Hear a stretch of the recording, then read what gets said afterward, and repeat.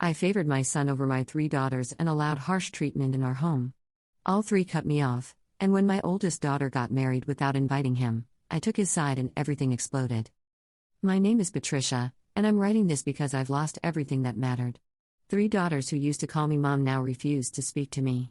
My son won't return my calls either, though for different reasons. My husband divorced me 8 months ago. I sit in a 2-bedroom apartment that feels cavernous compared to the life I had, and I finally understand what I did wrong. The realization came too late. I raised 4 children, Melissa, the oldest at 32, then Caroline at 30, Rebecca at 28, and finally Jason, my only son, who just turned 26. From the moment Jason was born, something shifted in me. After 3 daughters, I finally had a boy. My husband David and I had always wanted a son, and when Jason arrived, I felt complete in a way I hadn't before. Looking back now, I can see how that feeling poisoned everything. Jason got the bigger bedroom. He got new clothes while his sisters wore hand-me-downs. When he wanted piano lessons, I enrolled him immediately. When Caroline asked for art classes 2 years earlier, I told her we couldn't afford extras. I made his favorite meals 3 times a week. I attended every single one of his soccer games but missed Rebecca's choir performances because they conflicted with Jason's schedule. The girls noticed. Of course they noticed. Melissa started becoming quieter around age 14.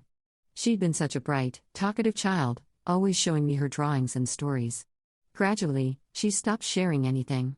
She'd come home from school, head straight to the bedroom she shared with Caroline, and I'd barely see her until dinner. I told myself it was normal teenage behavior. Caroline developed an edge. She'd make pointed comments about the differences in treatment, and I'd shut her down. "You're being dramatic," I'd say. "Jason's younger. He needs more attention." Even though he wasn't younger than Rebecca, and even when he got older than the age when I'd stopped giving my daughters that same attention. Rebecca tried the hardest to win my approval.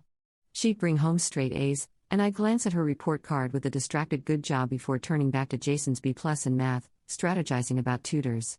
She joined every club, volunteered at the animal shelter, made the honor roll every semester. I barely acknowledged any of it. David enabled everything. He never contradicted me when I favored Jason. He never stepped in when I dismissed the girls' needs. He was present but passive, going along with whatever I decided because confrontation made him uncomfortable. The real damage, though, came from what I allowed Jason to become. He learned early that he was special, that rules didn't apply to him the way they applied to his sisters. When he was 12 and Caroline was 16, he went into her room and broke her CD player because she wouldn't let him borrow her headphones. I made her apologize for not sharing. She stared at me with an expression I didn't understand then, something between disbelief and grief, and went to her room without another word. When Jason was 15, he told Rebecca she was gaining weight and should stop eating so much. She was 17, a normal, healthy teenager. She stopped coming to family dinners. I thought she was being oversensitive and told her she needed to toughen up instead of addressing what Jason had said. Melissa moved out 3 days after her 18th birthday. She'd gotten into a state university 2 hours away and left without ceremony. I remember feeling hurt that she seemed so eager to leave, but I told myself college was supposed to be exciting. She came home for Thanksgiving that first year, then Christmas, and then her visits became sporadic. She'd always had an excuse: studying, work, friends. Caroline left for college the moment she graduated high school. She chose a school 4 states away. She came home even less than Melissa. Rebecca was different. She stayed local for college, living at home to save money. But she was like a ghost in our house. She'd leave early for classes, work her part-time job at a bookstore, come home after we'd eaten dinner, and go straight to bed. On weekends, she stayed at her friend Amber's apartment. I convinced myself she was just busy with her life. Jason, meanwhile, lived at home through college. He went to the same university where Melissa had gone, but he commuted. He worked part-time but never kept a job for more than a few months. Something was always someone else's fault: a manager who didn't like him, coworkers who were jealous, customers who were unreasonable. I believed him. I made excuses. I supplemented his income when he came up short on his car payment or insurance. After graduation, he stayed in his childhood bedroom. He'd work for a while, quit or get fired, and I'd support him through the gaps. David started pushing back around this time, suggesting Jason needed to figure things out on himself.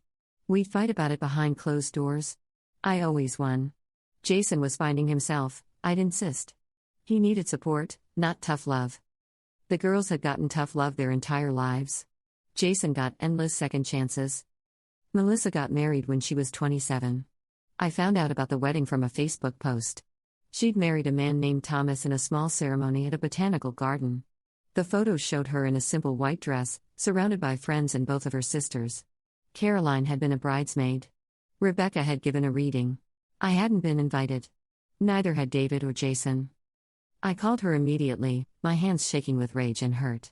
She didn't answer. I left a voicemail, then another, then a text message. Finally, she responded with a single line, "I invited the family who actually showed up for me." David was devastated. He called her too, and she did answer for him. I could hear his side of the conversation, his voice getting quieter and quieter. When he hung up, he looked at me with an expression I'd never seen before. "She says we made our choice a long time ago," he told me. "She says she's made hers." I was furious.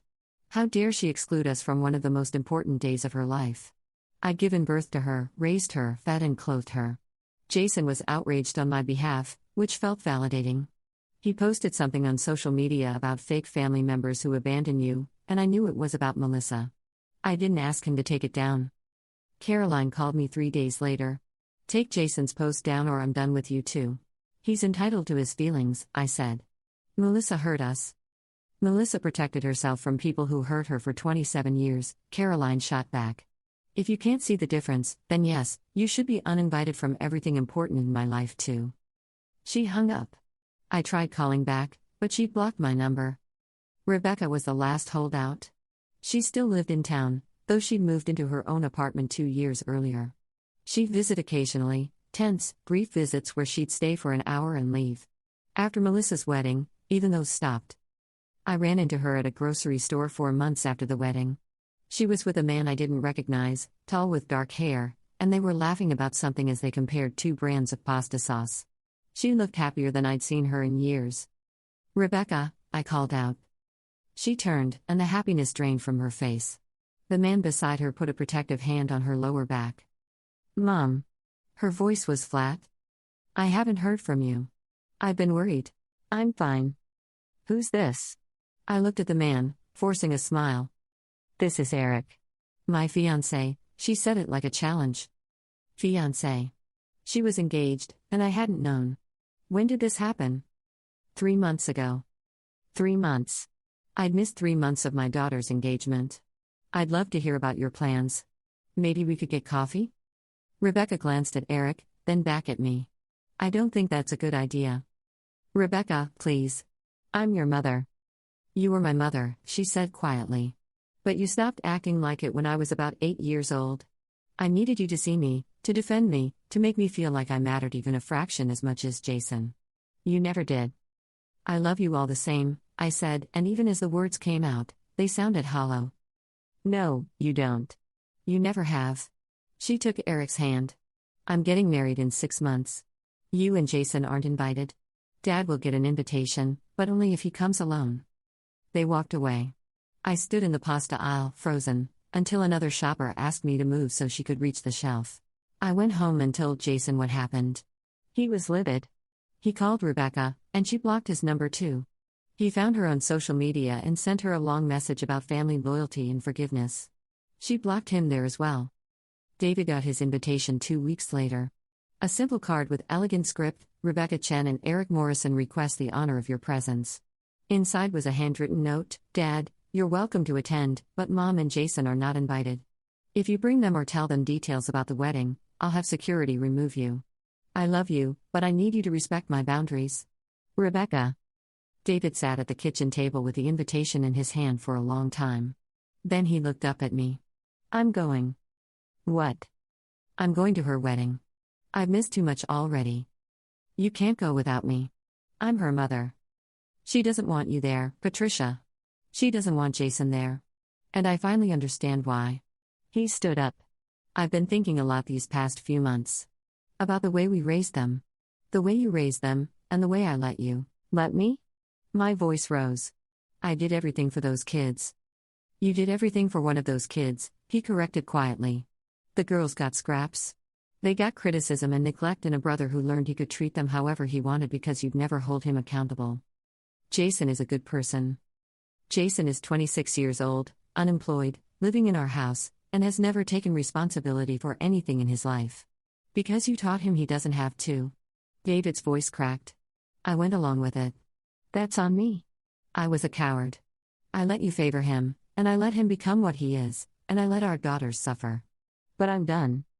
He moved into the guest room that night. 2 weeks before Rebecca's wedding, David told me he wanted a divorce. He'd already consulted a lawyer. He'd already found an apartment. He was leaving whether I agreed or not. This is because of them, isn't it? I said.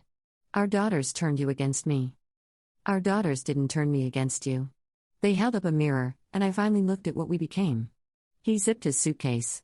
I'm going to Rebecca's wedding. I'm going to try to rebuild some kind of relationship with all three of them. I'm going to try to be the father I should have been all along.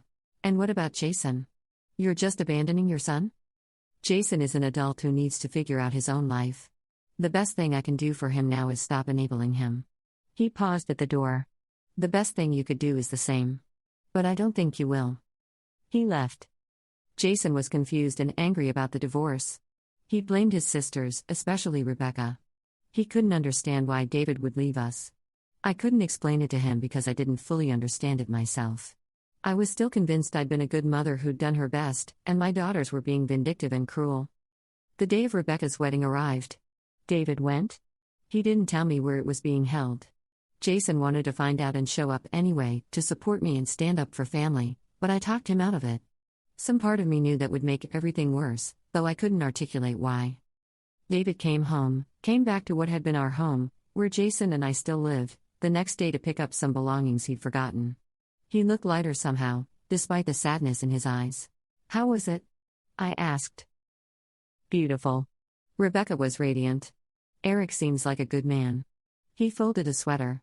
Melissa and Thomas were there. Caroline brought her girlfriend. They all looked so happy. Girlfriend. I hadn't known Caroline was gay. Another huge piece of my daughter's life I'd missed entirely. Did they ask about me? David's pause was answer enough. Rebecca thanked me for respecting her boundaries. That was it. After he left, Jason went on a rant about how ungrateful his sisters were, how they'd poisoned David against us, how they were selfish and hateful. I listened and nodded, but something felt different. A small crack had formed in the wall I'd built around my perception of reality. Over the next 3 months, the crack widened. Jason still wasn't working. He'd spend his days gaming, sleeping, or hanging out with friends who seemed as directionless as he was. When I pushed him to job hunt, he'd get angry. You sound like Dad, he'd snap, and I'd back off. I was lonely. The house felt enormous with just the two of us. I'd scroll through social media and see glimpses of my daughter's lives through mutual acquaintances' posts.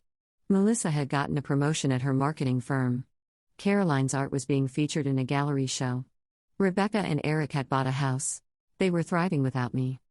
I tried reaching out on Melissa's birthday. I sent a text, "Happy birthday, sweetheart. I love you and miss you. Mom." She didn't respond. I tried again on Caroline's birthday, and Rebecca's. Nothing. Christmas came. Jason and I had dinner together, just us. He complained about the food, I'd made prime rib instead of the ham he wanted. He complained about his gifts, I'd gotten him a new gaming headset, but it wasn't the exact model he'd wanted. He left halfway through the evening to go to a friend's party. I sat alone in a living room that had once been full of noise and chaos and life, and I cried. Something broke open in me during those tears. For the first time, I let myself actually think about my daughter's childhoods from their perspective. I remembered Caroline's face when I made her apologize to Jason for his breaking her things. I remembered Rebecca's excitement about making honor roll fading when I barely glanced up from helping Jason with homework. I remembered Melissa's drawings, shoved in a box in the attic somewhere, never framed or praised the way I'd framed Jason's soccer participation certificates. I remembered telling Rebecca to toughen up instead of defending her when Jason commented on her weight. What kind of mother does that? The answer was clear, the kind of mother I'd been. Update 1, it's been 4 months since my original post. I'm writing this update from my apartment, smaller than the house David and I used to share, but it's just me now. Jason moved out 6 weeks ago. I'll get to that. After Christmas, I couldn't stop thinking about everything I'd lost. Every time I tried to justify my actions, I'd remember something new. The time Melissa asked me to come to her 8th grade science fair and I said I couldn't miss Jason's soccer practice. He was 6, and it wasn't even a game, just a regular practice. The time Caroline saved up her babysitting money to buy herself a dress for homecoming, and I used that same week to buy Jason an expensive baseball glove he'd used twice. The time Rebecca won a writing competition and I forgot to congratulate her because I was busy arguing with Jason's teacher about a grade she'd given him fairly. I started seeing a therapist. Her name is Dr. Brennan, and she doesn't let me hide from the truth. In our second session, I tried to explain that I'd loved all my children equally. "Do you believe that?" she asked. "Yes," I said automatically. "Tell me about a specific memory with each of your daughters that demonstrates your love for them." I opened my mouth. Nothing came out. I tried again. I could think of things I'd done, driven them places, made meals, bought clothes, but I couldn't think of moments of connection. Meanwhile, I could list dozens with Jason, teaching him to ride a bike, playing catch in the backyard, staying up late helping him prepare for tests, taking him to concerts. Dr. Brennan let the silence sit. "I failed them," I finally whispered. "What are you going to do about it?" I didn't have an answer then. I still wasn't sure I have the right answer now, but I've been trying. Step 1 was Jason. Dr. Brennan helped me see that continuing to enable him wasn't love. It was fear. Fear of him being upset with me, fear of being alone, fear of admitting that I'd helped create an adult who couldn't function independently. I told him he needed to get a full-time job and start paying rent. He laughed at first, thinking I was joking. When he realized I was serious, he got angry.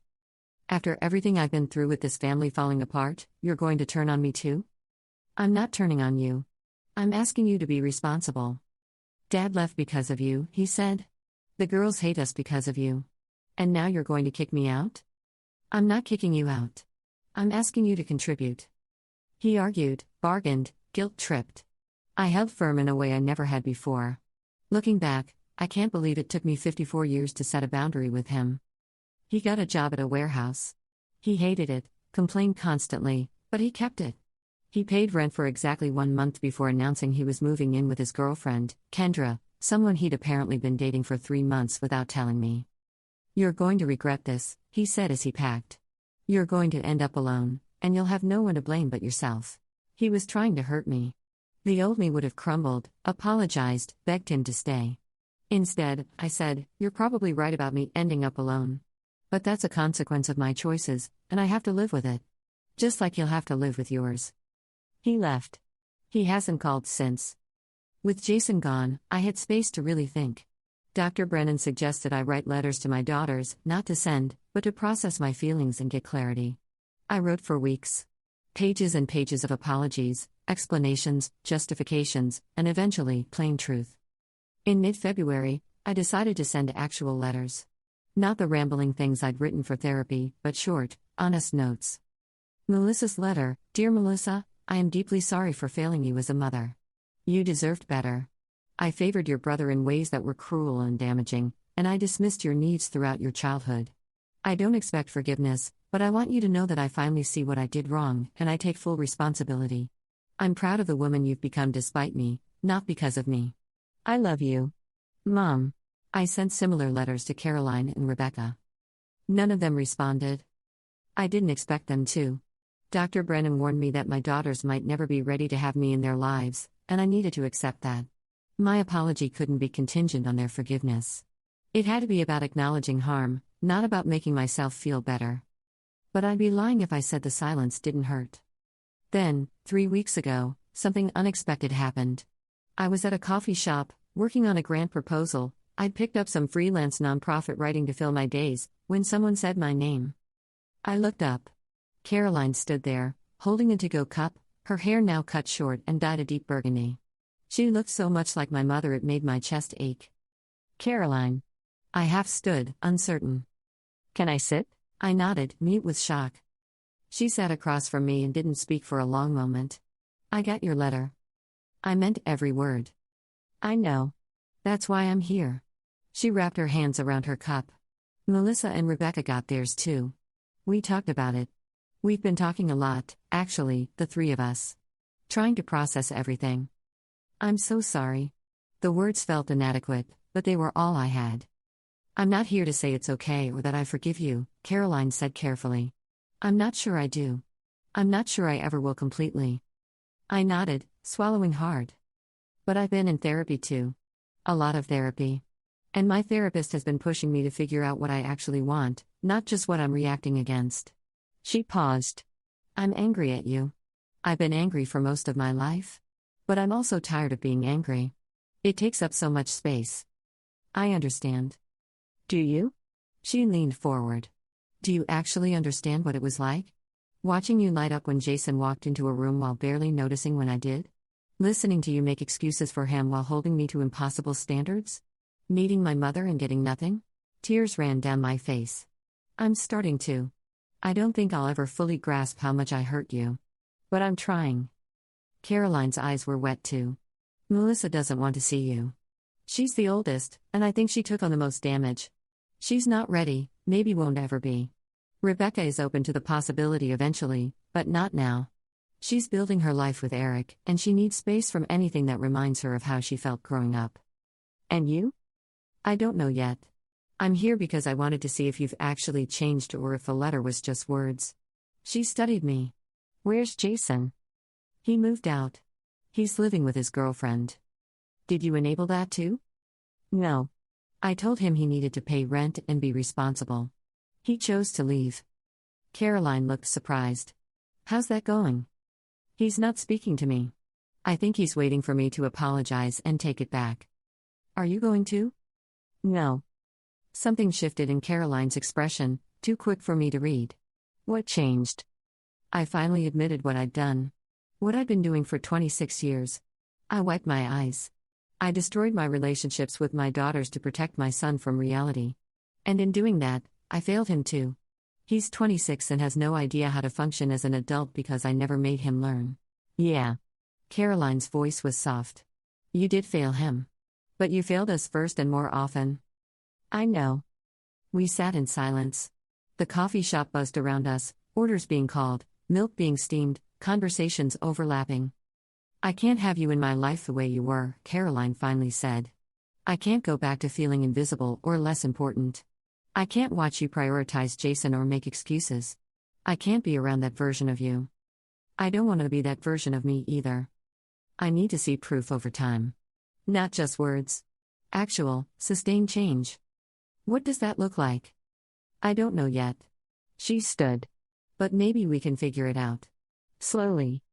She left her number and told me I could text her, but nothing heavy, nothing pushing. Just small updates about my life. She'd respond if and when she felt ready. I texted her 2 days later, saw a red cardinal outside my window this morning. Made me think of the bird feeder you made in Girl Scouts that I never put up. I'm sorry for that too. She didn't respond for 3 days. Then, I remember that feeder. I was so proud of it.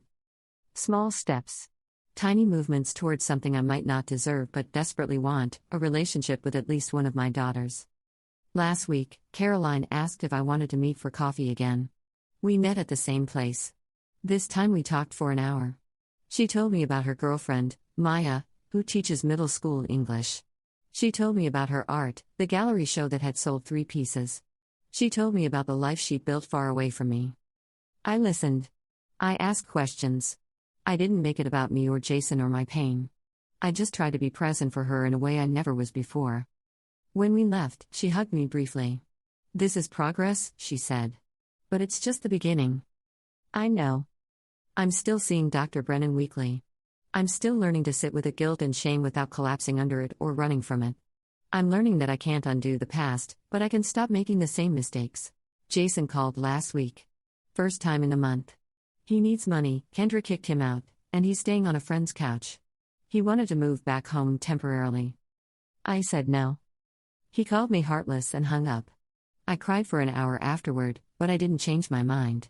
Dr. Brennan reminded me that helping him avoid consequences isn't love. Real love means letting him struggle so he can learn to stand on his own. I don't know if my daughters will ever fully let me back into their lives. I don't know if I'll ever meet Melissa's husband or get to know Rebecca's. I don't know if I'll be invited to future holidays or grandchildren's births, if those happen. But I'm learning to accept that I'm not owed forgiveness. I'm owed nothing. All I can do is be different now and hope that someday, in some small way, I might get the chance to prove it. Update 2. 6 months have passed since my last update. I'm writing this on what would have been my 33rd wedding anniversary. David and I signed the final divorce papers 2 months ago. The house sold.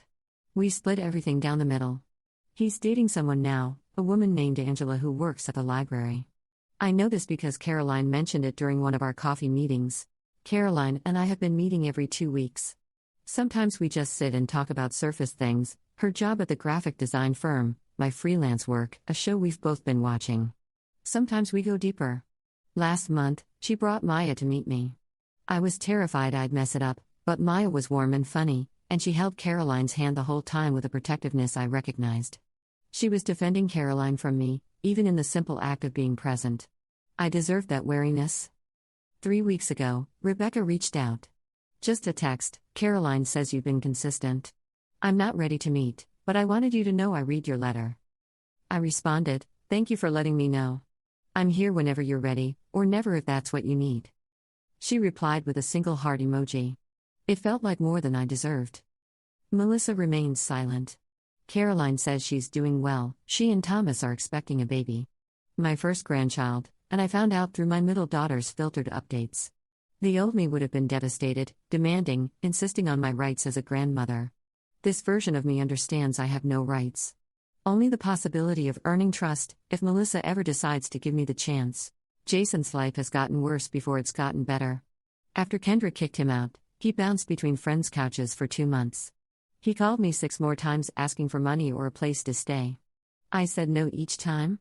The calls got angrier, more desperate, then stopped altogether. I found out through his friend Brandon's mother, someone I ran into at the grocery store, that Jason had finally kept a job for more than 3 months. He's working at an auto parts store and renting a room in a house with 3 other guys. It's not glamorous, but it's his. Brandon's mom said he seems to be figuring things out. Part of me wanted to reach out, to congratulate him, to rebuild our relationship now that he was being responsible. Dr. Brennan asked me why. Because he's my son. Because I love him. What does your love for him look like now? I thought about it. It looks like leaving him alone to grow up. It looks like not rescuing him from the natural consequences of his choices. Even if that means he might not come back to you? Even then. Last month, something happened that brought everything into sharp focus. I was at Target, buying groceries, when I saw a mother with 3 kids, 2 boys and a girl. The girl was maybe 10, and she was excitedly showing her mom a book she'd found. The mom was distracted, focused on the youngest boy, who was demanding a toy. The girl's face fell as she was ignored, and she quietly put the book back on the shelf. I almost walked over to them. Almost said something. But what could I say? I was you, and I destroyed my family? Instead, I bought the book. It was a fantasy novel about a girl who discovers she has magic, and I left it at a little free library in a neighborhood park. It felt both meaningful and completely inadequate. Like everything I've been doing.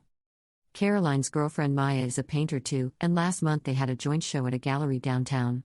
Caroline invited me. She was explicit about the boundaries. I could come to the opening, but I needed to stay for only an hour, and I should leave if anyone seemed uncomfortable.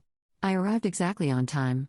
The gallery was packed with people I didn't know, Caroline's whole life, her whole world, built entirely without me. Her art was stunning. She'd always been talented, but these pieces were professional, sophisticated, full of emotion and skill. I'd missed every step of her development as an artist. All those years she'd asked for art classes, for supplies, for support, and I'd said no while buying Jason whatever he wanted. Maya's pieces were displayed alongside Caroline's. They complemented each other, Caroline's bold colors and abstract shapes next to Maya's more representational work.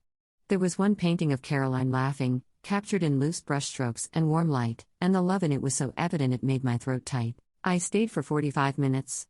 I bought one of Caroline's pieces, an abstract in deep blues and greens that reminded me of water. When I told her at our next coffee meeting, she asked why I'd chosen that one. It felt like hope, I said. Like maybe drowning could turn into swimming if you kept moving. She was quiet for a moment. That's what it's about. David showed up to the gallery that night too. I saw him from across the room, talking to Caroline and Maya, laughing at something one of them said.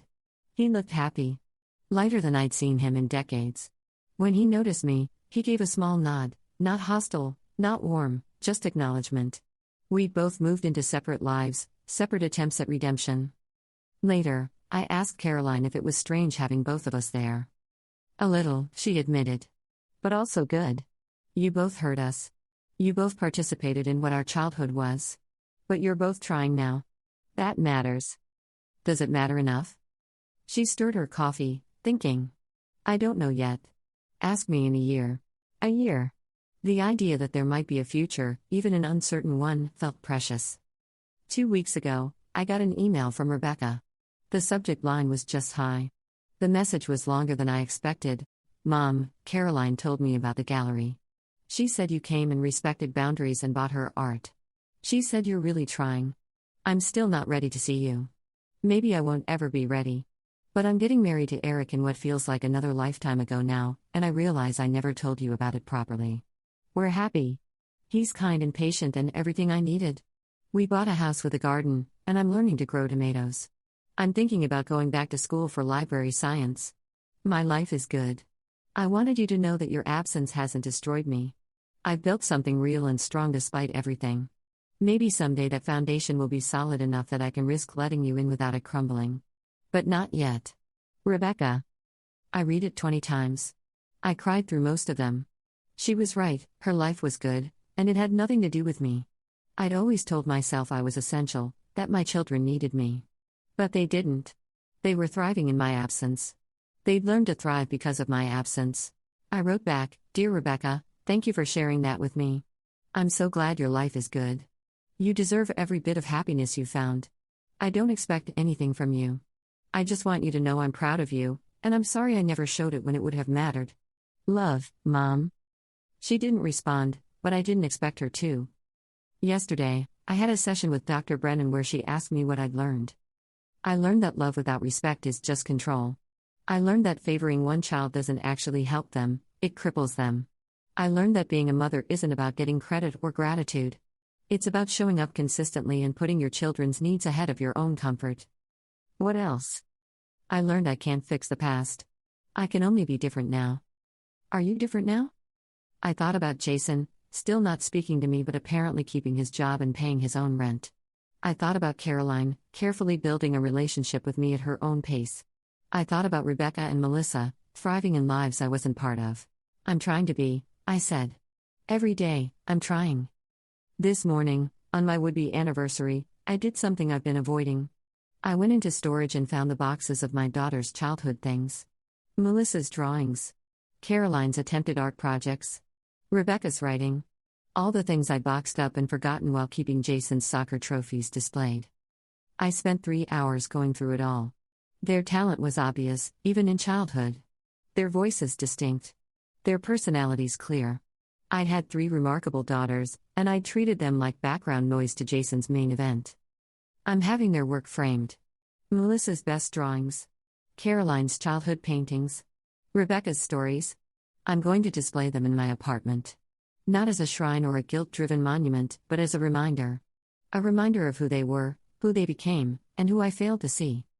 I don't know what happens next. Maybe Caroline will keep meeting me for coffee, and maybe eventually that will extend to dinner, to holidays, to real moments. Maybe Rebecca will reach a point where she's willing to try.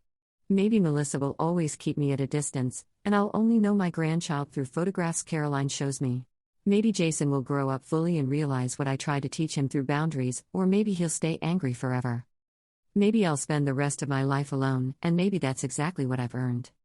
But I'm learning to sit with the uncertainty. I'm learning that redemption isn't a destination, it's a direction. You can't undo harm, but you can stop causing new harm. You can't force forgiveness, but you can prove through action that you've changed. Dr. Brennan asked me last week if I thought I was a good person. I said, I think I'm a person who did terrible things to people I loved. I think I'm learning to be better. I don't know if that makes me good, but it makes me different than I was. Is that enough? It has to be. There are some mistakes you can't unmake. Some relationships you can't repair. Sometimes the best apology is living differently and accepting that the people you hurt don't owe you anything, not forgiveness, not reconciliation, not even acknowledgement of your growth. I'm learning to live in that reality. Some days are harder than others. Some days I want to call my daughters and beg them to let me fix everything. Some days I want to rescue Jason from whatever struggle he's facing. But wanting isn't the same as doing, and doing what I want is what got me here in the first place. So instead, I show up for therapy. I answer when Caroline calls. I respect Rebecca's boundaries. I let Jason find his own way. I frame my daughter's artwork and remember who they were before I failed them. And I try. Every single day, I try to be the mother I should have been all along, even if the only person who ever sees it is me. Update 3. It's been 9 months since my last update. I'm writing this because something happened that I never expected, and I need to process it somewhere outside of Dr. Brennan's office. Caroline invited me to Thanksgiving. Not the family Thanksgiving with her sisters and father. A separate, smaller dinner at her and Maya's apartment. Just the three of us. She called me 2 weeks before the holiday and asked if I'd like to come, and I nearly dropped my phone. "Are you sure?" I asked. "No," she said honestly. "But Maya thinks I should try, and I trust her judgment more than my own sometimes." I arrived at their apartment at exactly 4 o'clock, the time Caroline had specified. I brought a pumpkin pie from the bakery Caroline had mentioned she liked months ago. I'd written it down in my phone notes. Maya answered the door in an apron covered in flour. "Patricia," she said warmly. "Come in. Fair warning, I'm an experimental cook, so this might be interesting." Their apartment was small but filled with art, Caroline's pieces on the walls, Maya's canvases stacked in a corner, books everywhere. It felt creative and alive. The dining table was set for 3, and Caroline was mashing potatoes in the kitchen while music played from a speaker. We ate. The turkey was slightly dry, the stuffing a bit too salty, and the green beans perfect. We talked about safe things, their upcoming trip to visit Maya's family in Oregon, a documentary about art forgery they'd watched, the difficulty of finding decent winter boots. Nothing heavy. Nothing about the past. Halfway through dinner, Maya's phone rang. She glanced at it and grimaced. "It's my mom. She's probably calling to give me her fourth opinion on what we should bring for Christmas. I should take this. Excuse me." She stepped into the bedroom, leaving Caroline and me alone at the table. The silence stretched. I pushed Brussels sprouts around my plate. "Thank you for inviting me," I said finally. Maya insisted. Caroline took a sip of wine. "She thinks I'm punishing myself by keeping you at a distance. She might be right. You're not punishing yourself. You're protecting yourself. There's a difference." Caroline looked up, surprised. "Dr. Brennan?" "Mostly. But also just truth." I set down my fork. "Caroline, I don't expect this to be easy or comfortable. I don't expect you to trust me. I'm just grateful you're willing to try." "I'm terrified," she admitted. "Every time we meet, part of me is waiting for you to revert. To start making excuses for Jason. To minimize what happened. To blame us. I won't." "How do I know that?" "You don't. You can't. I can only keep showing up and being different." I met her eyes. "But I understand if the risk isn't worth it to you." Maya returned before Caroline could respond, and we shifted back to lighter topics. When I left 3 hours later, Caroline hugged me at the door. A real hug, longer than the brief ones we'd shared before. "Same time next month?" she asked. "Maybe just coffee, nothing as ambitious as a meal." "I'd like that." Driving home, I cried the whole way. Grateful, terrified tears. I'd been given something fragile and precious, and the weight of not destroying it felt enormous. The day after Thanksgiving, Jason called. First time in 4 months. "Hey, Mom." "Jason." I pulled over into a parking lot, my hands suddenly shaking. "How are you?" "I'm okay." "Good, actually." He sounded different. Steadier. "Look, I know I've been a jerk. I've been doing some thinking." "Oh?" "Brandon's mom is in therapy, and she's been talking to me about stuff. About how I was raised and how it affected me." He paused. "She said you did me a disservice by never making me be responsible for anything." I waited. I was mad at first. I thought she was siding with Dad and the girls. But then I got fired from the auto parts place, my fault, I was late too many times, and I realized I didn't even know how to problem solve. I just expected someone to fix it for me. "What did you do?" "I had to figure it out myself. I got a job at a restaurant, washing dishes. It's not glamorous, but I've been there for 2 months. I show up on time. I do my work." He sounded almost proud. "And I've been going to a free counseling thing at the community center. Talking through some stuff." My throat was tight. "I'm glad you're getting support. I'm calling because I want to apologize. For how I treated you when you set boundaries. You were right to do that. I needed it, even though I hated it at the time. Thank you for saying that. I'm also calling because I need to know something. His voice got quieter. Do you think my sisters will ever talk to me again? The question landed heavy. I don't know, Jason. They're healing from a lot of hurt. Hurt I caused too. Yes. He was quiet for a long moment. I was thinking about when I told Rebecca she was getting fat. I was 15, and I thought it was funny. I didn't think about how it would affect her. And you didn't say anything. You told her to toughen up. I did. That was wrong. There are so many things like that. Times I was mean to them, and you excused it. Times they needed something, and you said no so you could give it to me instead. He exhaled shakily. Brandon's mom asked me what I would do if I had kids. If I'd treat them the way you treated us. And I realized I don't even know how to parent well because I never saw it. The words hurt because they were true. You're right. I failed all of you. In different ways, but I failed. I'm trying to be better. I don't know if it matters to them, but I want them to know I'm trying. Would you like me to tell Caroline? She's the only one I'm in contact with. Would you? Of course. We talked for a few more minutes before hanging up. I sat in my car for a long time afterward, processing. Jason was growing up. Actually growing up. And I'd only made it possible by stepping back and letting him struggle. I told Caroline about the call at our next coffee meeting. She listened without interrupting. What do you think? I asked when I finished. I think people can change. I'm proof of that. I used to think I'd be angry at you forever, and now I'm having monthly dinners with you. She stirred sugar into her coffee. But I also think Jason has a long way to go. One phone call and 2 months at a job doesn't undo 26 years. I agree. If he wants to reach out to us, that's his choice. But it needs to be genuine. Not because you pushed him or because he wants something. She met my eyes. And Mom, you can't be the mediator. We need to figure out our relationships with him separately from our relationship with you. I understand. Do you talk to him regularly now? No. That was the first call in months. I'm letting him set the pace. Caroline nodded slowly. That's probably smart. 2 weeks later, Rebecca sent another email. This one was longer. Mom, Caroline told me about Thanksgiving. She said it went well. I'm glad. I'm also glad Jason is getting help. Maybe he'll actually become someone I could stand to be around. But I'm writing because I've been thinking about something Dr. Lou, my therapist, said. She asked me what I needed from you to feel safe considering contact. I've been thinking about it for weeks. Here's what I came up with. I need to know that you see me as a whole person, not just as your daughter who you hurt. I need to know you're interested in who I am now, not who I was or who you wanted me to be. I need to know that if we rebuild something, it won't be about making you feel better about your guilt.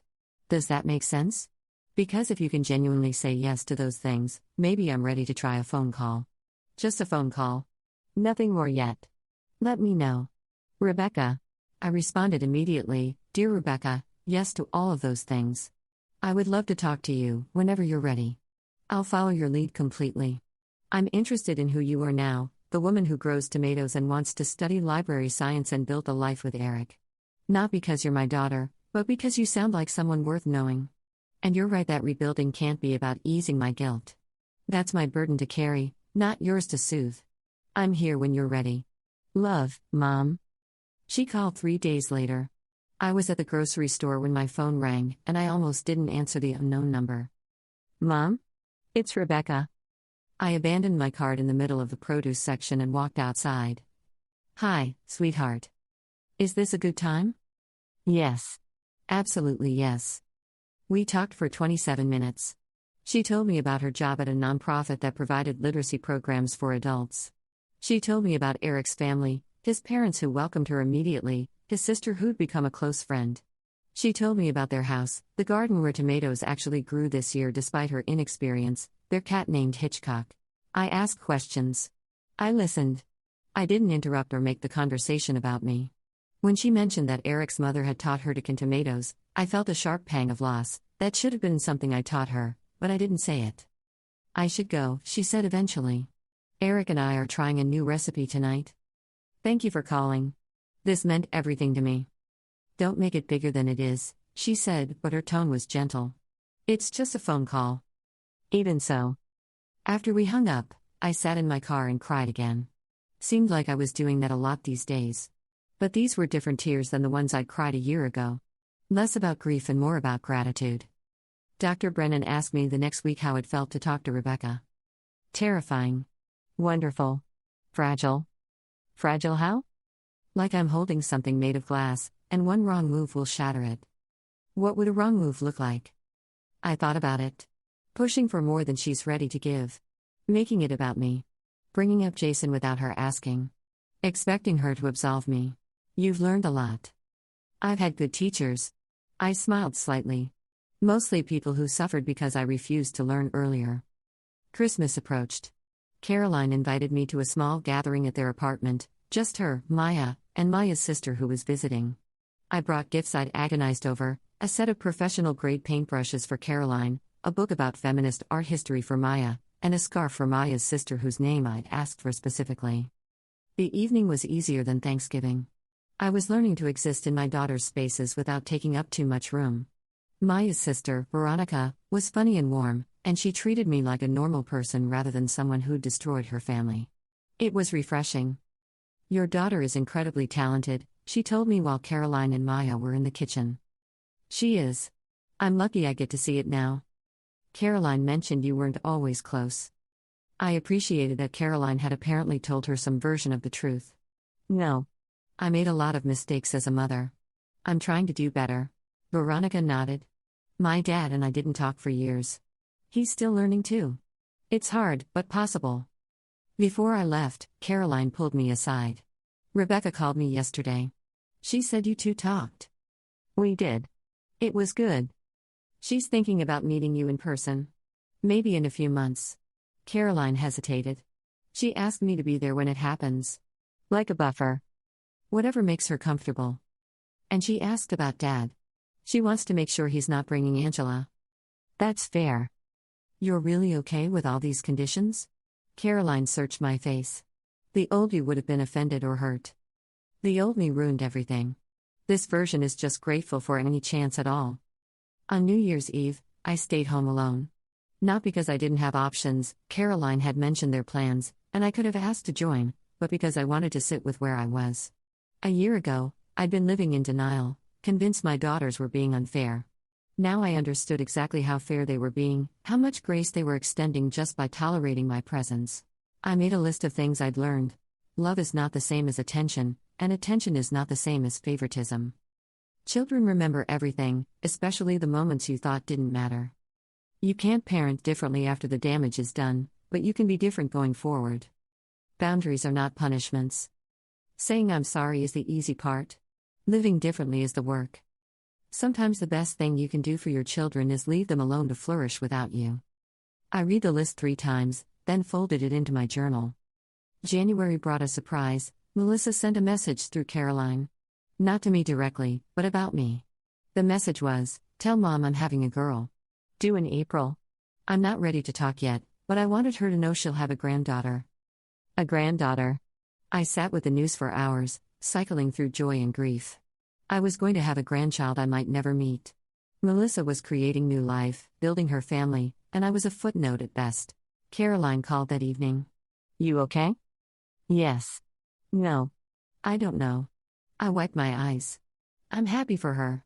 Truly. But it hurts knowing I might not be part of it. That's honest.